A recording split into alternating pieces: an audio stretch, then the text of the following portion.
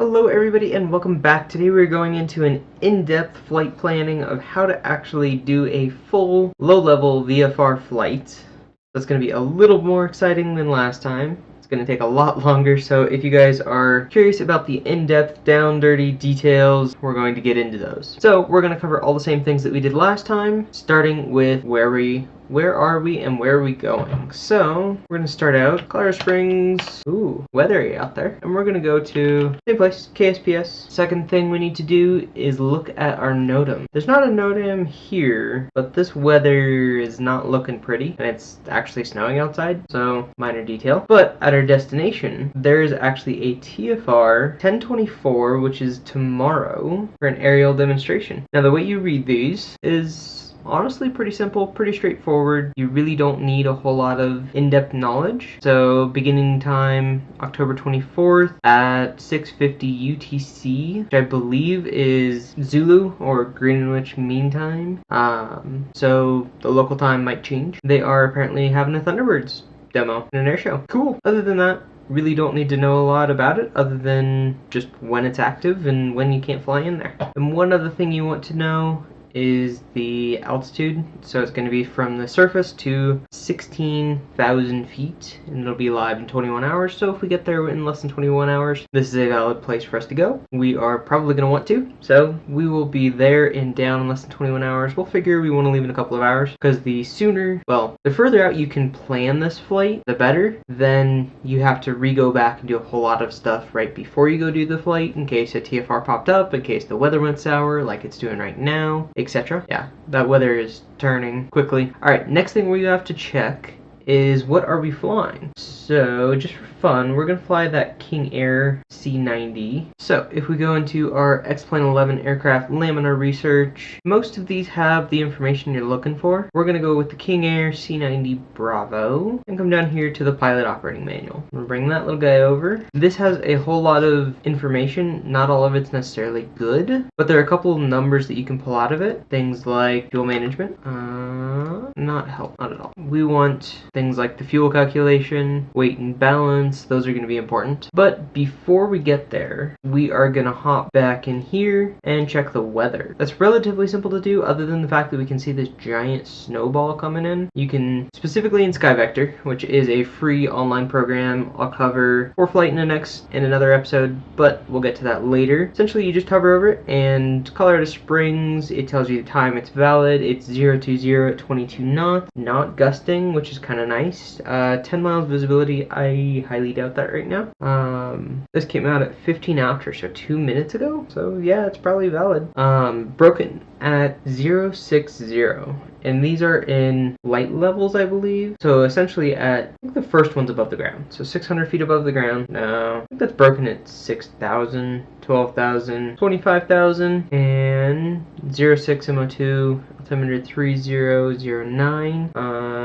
There's a wind shift slip. Nothing we really need to worry about too much. We can also look at the forecast and see what the expected winds and visibility are going to be.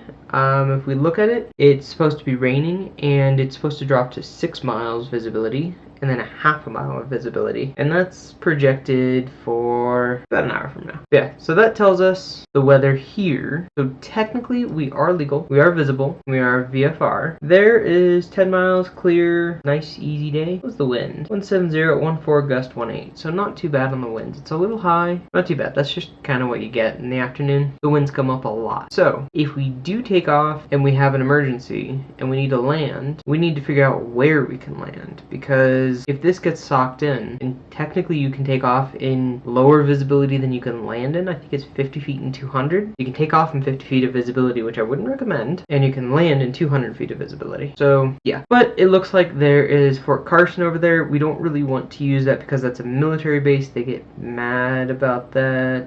Here's Bullseye.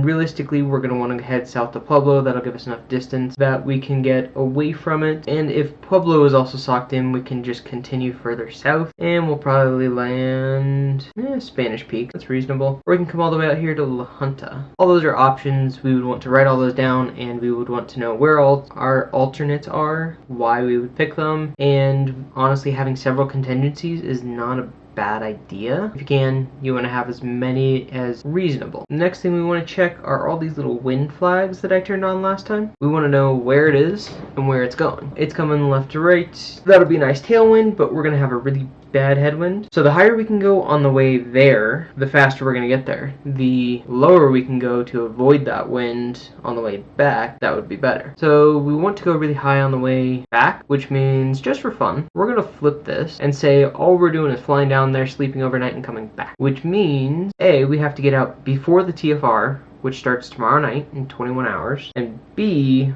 we have to avoid all that weather and all this wind. You would want to get a forecast for tomorrow for coming back, but if we assume we're coming in now, just for fun, why are you highlighted? Stop highlighting everything. Okay, and if we zoom in further, we can see that TFR again. There it is. 20 hours. So in 20 hours, so roughly noon, we have to have left and cleared that airspace. That's something to keep in mind. Figured out where alternates are there. Down here in Kansas, there's like 12 places we can land within, okay, there's like 100 places we could land within 20 miles. There's a 10-mile ring, so yeah, within 20 miles we have 1, 2, 3, plenty of airports to land in. So we're not going to worry about that too much. We'll be visual. We can pick any of them. We'll dial one of those up before we take off. So our route is going to be a little tricky coming back because we want to stay as low as we can, which means there's quite a few factors we need to keep in mind. One, the gradient is going to continually go up because this is only at 3,500 feet and Colorado Springs is at 6,100, I believe. Regardless, we're going to have to take off and then we're going to have to come out of all this airspace. This is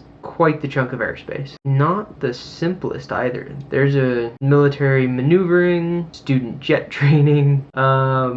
This field is not too bad. Sense of jet traffic pattern activity conducted during day VFR conditions. Alright, let's go north. If we go north, we should be able to just run out of this airspace, essentially. Well, that's a MOA too. Alright, we're gonna just climb over this. So this is from 7,500, 35 to 75. We can't go under it. It looks like we're going over and or around this. We're gonna have to take off at roughly northish.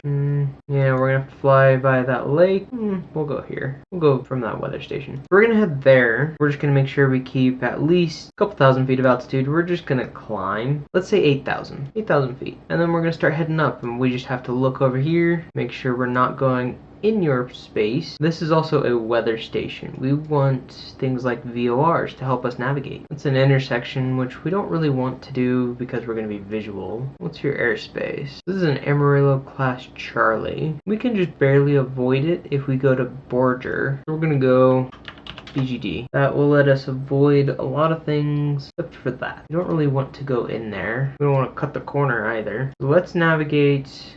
Instead of there, let's go to this VOR. Yeah, so that'll take us directly out. No, I want that VOR. We're going to hit that VOR. Then we're going to hit this VOR. Oh, this one's more in line. So at our altitude, this is an option. So let's actually go here. This is MMB. We're going to go there. We're going to stay away from most of the big guys. But at 8,000, we're clear of this one as well. We're going to go to this VOR. We're going to LBL. Let's head to this little guy. Essentially, we just want to hop our way across the country. We're not going to take the Aussie 4. Let's do the LA directly to Colorado Springs. Let's use the Pueblo VOR. Let's not use Fort Carson. Play in the Black Forest. Alright, see if we violate any airspace. Ooh, we are going to... no, it's only 1,000 feet above, so we should be fine here. We're going to take that little guy, and that's going to be our route. And the only reason we're going so far north is because we need to get out of this airspace. And then we'll just kind of hop and curve around. It's a 442 mile with 1, 2, 3, 4, 5. And we should be able to pick those up. 74 miles, 67, 100 miles. We're going to be a little, for these last two, this leg and this leg, we're going to have to make sure that we are on it. The other way to look at this is to see our navigation log. This is what you actually want to print out for that, and you want to have estimated times, your fuel calculation, what you actually have. These are the turns you're going to make, these are the stations you're going to dial in, the frequencies they're on, the route altitude. So we're going to climb to 8,000 and then we're going to descend at the end. Here's the winds. There's our targeted airspeed, TAS. I'm not sure that's, yeah, Yeah, that's not accurate because we didn't put it in. Now if we go to the nav log, 108, a little slow. 140 is about what we want to climb in the King Air. But that's our route. That gets us pretty close to the information we need to know. Wow, that is chaotic. That's coming that way. That's all coming that way. It's doing some funky things in here. We got a little swirl going on. Collision over there. Welcome to the mountain. You plan on flying in them. Enjoy turbulence. Alright, so that's our route. Let's calculate our fuel. So we're gonna come over here, fuel calculation, open the calculator, and we'll start calculating. Alright, so this calculation, because Colorado Springs is pretty big, we're going to assume 20 minutes. So we're going to start out with 70 pounds. Now our trip fuel, our flight time is going to be a long time. We are going to be going 2 hours and 43 minutes on this one, which is 163 minutes. We're going to go 160. You always go up, so that's 170. 620 pounds an hour. We need 1757 pounds. So plus 1757. Then we continue scrolling. So this contingency fuel is not something I've seen before. It's a little, I don't know, that's kind of up to the pilot how much extra fuel you want. 5% or 5 minutes of flight time. 5 minutes of flight time is not a lot of time. That's honestly pretty useless. But 5% of our current trip fuel would be another 90 pounds. 5% I'm comfortable with. So we're going to do plus 90 pounds. Then we're going to calculate our alternate destination fuel. We have to be able to make it to our alternate. Now we don't want to get too close, so we're going to go with Pueblo, which is another 32 miles. That's not very far. That's 10 minutes of fuel. So we need another 10 minutes of fuel. So we're gonna add, roll back up, 10 minutes, another 100 pounds. 100 pounds is easy. It's a lot of gas. Then our final reserve fuel is 45 minutes of flight. 45 minutes of holding flight for reciprocating engines. No, that's in jet engines. That's not where the 45 and 30 come from. 45 is IFR or night VFR. 30 minutes is day VFR, or maybe that's it. Day VFR is the only time you're allowed to have only 30 minutes of extra fuel. We're going to plan for 30 minutes of extra fuel. It burns 620 pounds per hour. So we're going to bring an extra 310. That gets us legal for our reserves. And discretionary fuel. That, honestly, we probably accounted mostly for this contingency fuel. Like, if you expect heavier winds than what you're forecasting, you're going to want to add more fuel. If you're expecting lighter winds, you might add less fuel. So it really depends on that.